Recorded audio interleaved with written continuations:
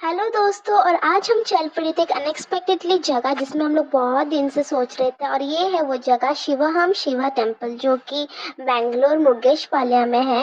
और ये बहुत ही खूबसूरत, और इसका एम्बियंस वाव बहुत ही ज़्यादा। चलती हमें पता चला कि इसका एंट्री फीस लगता है 150।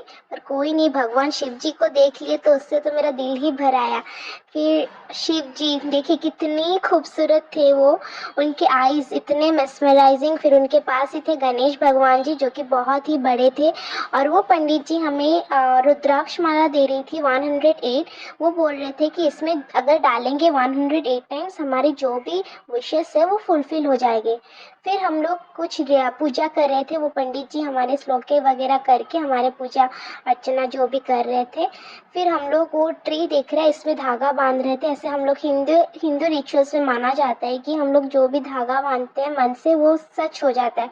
फिर मैं चल पड़ रही थी नज़दीक शिवा जी के, तो मुझे ये केदारनाथ जैसे पहाड़ दिख रहे थे। मुझे तो ऐसा लग रहा था मैं केदारनाथ में ही हूँ, इतनी खूबसूरत थी। फिर अंदर वहाँ पर थे 4 धाम, जैसे कि अमरनाथ, बद्रीनाथ। और ये अमरनाथ है ना, ये जो लिंग है एकदम आइस का था, मतलब बहुत ही खूबसूरत। एक बिलीव नहीं हो रहा था कि ये सब आर्टिफिशियल है, एकदम रियल लग रहा था। फिर मैं चल पड़ी थी कैफ के अंदर, और इसका स्कल्पचर्स वाव इतना खूबसूरत था, मतलब देखिए मैं भी बहुत ही शॉक हो गई थी इन्हें देखकर।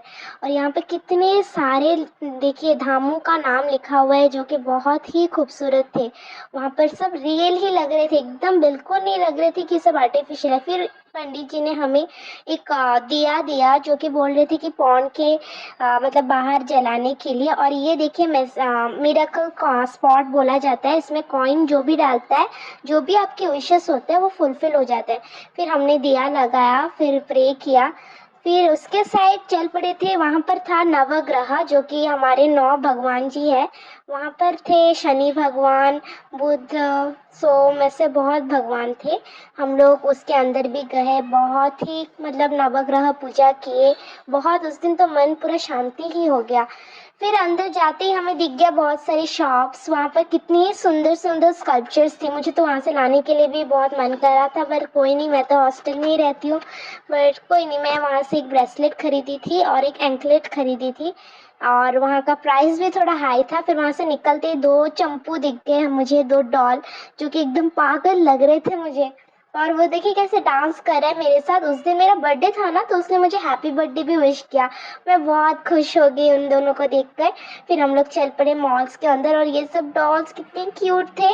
ये डोरेमोन, नोबिता, बहुत सारे एनिमे भी थे। फिर हम लोग चले गए मैकडोनल्ड्स में आइसक्रीम खाई, ये फ्री का कुछ पिज़्ज़ा मिल गया। फिर वहाँ पर एक दीदी को पता चला कि मेरा बर्थडे है, तो उसने मुझे केक फ्री का दे दिया। और मैं वो देख के तो और भी खुश हो गई, एकदम ब्राउनी का केक था, बहुत टेस्टी था। वो दीदी को मैं थैंक यू बोल के फिर हम लोग रूम की तरफ चल पड़े थे। ऐसे ही पूरा दिन, आते ही मुझे पता चल गया कि और एक केक कट करना है, मैं तो और भी खुश हो गई थी। और ये रहा मेरा birthday blog. So do not forget to like, share, comment and subscribe. Tata, see you soon again.